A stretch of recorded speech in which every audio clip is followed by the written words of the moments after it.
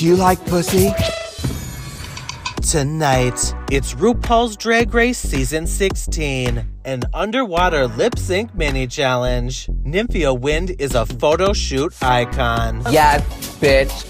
Work. Sapphira claims the heart of RuPaul, and Plain Jane shades a mandatory meeting. This is Reality Reflex. Before we begin, make sure that you like and subscribe so you can get all of the Drag Race and reality TV content. Hey everyone, it's Tedley here, and going into tonight, all the fans are abuzz about whether or not we're getting a top 4 or a top 3. Time for Drag Race and to see who is going into the finale. Please have a final 4. If someone goes home tonight, I'll cry myself to sleep. I honestly just press play and hope for the best. No matter if it is a top 3 or top 4, everybody's saying if it is a top 3, we hope Q's the one to go. So ready to see Q go though. Don't think they'll do a top 3, but if they do, I hope Q is the one packing. Please send Q home tonight, please. Your tone seems very pointed right now. RuPaul comes in the workroom to announce the mini challenge. These girls are supposed to lip sync one of RuPaul's songs while in a kiddie pool. This mini challenge is giving. They needed one more queen for that mini challenge. This kiddie pool karaoke is giving Season 7's Leaf Blower mini challenge. After that crazy mini challenge, it was time for RuPaul to reveal this week's main challenge. This week, we're getting a throwback to the Season 2 book challenge, where these queens are going to write a book, they're going to make the cover, they're going to pose, they're going to do an interview, and then they're going to walk this runway. Given that this is a cognitive level challenge, the fans are terrified for Nymphia. Let's see if Nymphia can write something all on her own. Nymphia when they said she had to write a book. Nymphia about to reveal that she's a Pulitzer Prize winner. Watch. Literally minutes after the fans were worried about Nymphia win, she comes through and slays the book cover photo shoot. Nymphia is chewing this photo shoot up. Nymphia, the model that you are, oh my god. Nymphia is a fucking goddess. They eat her up every single time. The photo shoots are going on one by one, and it is clear to these fans that RuPaul loves Sapphira. Ru and Sapphira have the best relationship I've seen between her and one of the girls. RuPaul loves some Sapphira. Baby Ru loves Sapphira down. The queens sit down for an interview about their book, and when it's Plain Jane's turn, she takes this moment to shade from beyond the grave a mandatory meeting. A mandatory meeting always catching strays. The Amanda Smack. Another day, another Amanda stray. Why are you such a honestly? Nymphia Wind went in and slayed the interview portion of this challenge, which is giving fans hope that we might get one more Nymphia win.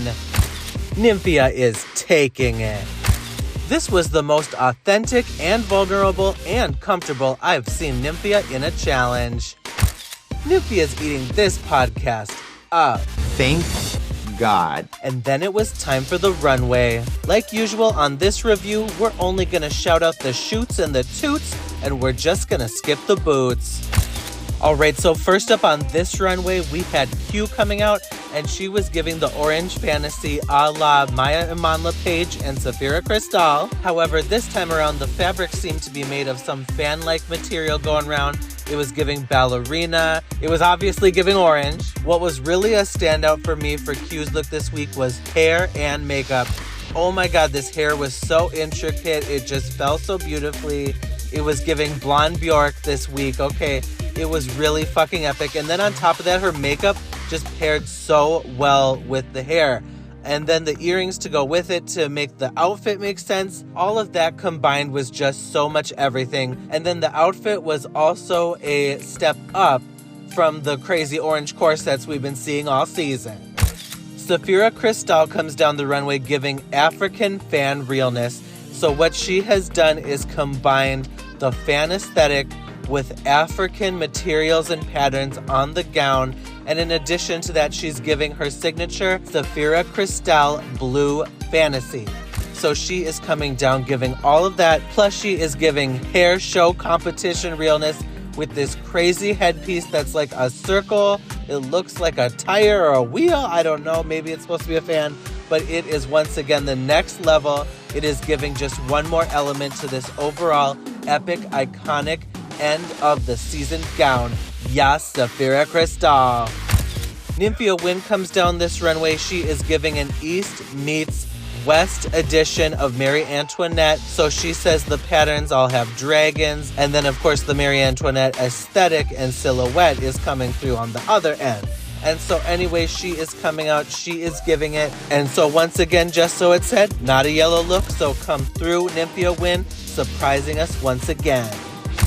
Plain Jane comes down this runway, and this look to me is a near the end of the finale, coming to the end, need a fabulous runway gown look. The fan element was a little downplayed for me, but the overall goddess feel was everything. So she was coming out giving perfect breasts. She was giving a golden goddess color palette. She was giving Taylor Swift country era hair. She was giving regal. She was giving top of the line. She was giving, yes, I'm a motherfucking drag queen.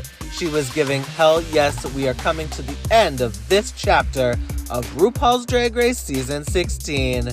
After the runway, it was clear to these fans that the winner of the runway of the look department this week was Plain Jane. Plain ate it again. Plain Jane peed on that runway. Plain's runway, she ate. Oh my fucking god, so stunning. Gagatondra. While judging, the guest judge Ronan confused a Little Kim reference for Missy Elliott, and T.S. Madison clocked. That's Little Kim just destroyed me. Teach him something, T.S. Madison. That's Little Kim, laugh my ass off. Clock him again, Maddie. Whew, thank you, T.S. Madison, because Missy, the fuck. As this judging was going on, it became evident that the judges were not impressed with Plain Jane's lack of being able to be authentic and vulnerable. These fans are fearing for Plain Jane's safety. Fearing for Plain Jane tonight, not gonna lie. Plain Jane in the bottom? It's a bad week. Plain Jane's downfall being shading Amanda, laugh my ass off. After the judging, it was finally announced that Nymphia Wynn won this challenge. And a Nymphia Wynn win! Yes, Nymphia! Nymphia Wynn! I'm genuinely so excited. I actually squeaked and squealed. Yes, baby! The bottom two was announced to be Q versus Plain Jane. After a pretty fair and equal lip sync, it was announced that Plain Jane was the victor and she will make it to the top 3. After this lip sync, all the fans could think about was not which queen went home, this or that. They're all like, yes, the show is finally giving us another top 3. The girls be wanting to get a top 4 and Ru gagged them with a top 3. We have a top 3! The correct top 3 has arrived. Well, alright everybody, that is my RuPaul's Drag Race Season 16 review for this week. Stay tuned next week when we have all the eliminated queens coming back to lip sync Lollapalooza for $50,000. This is Reality Reflex.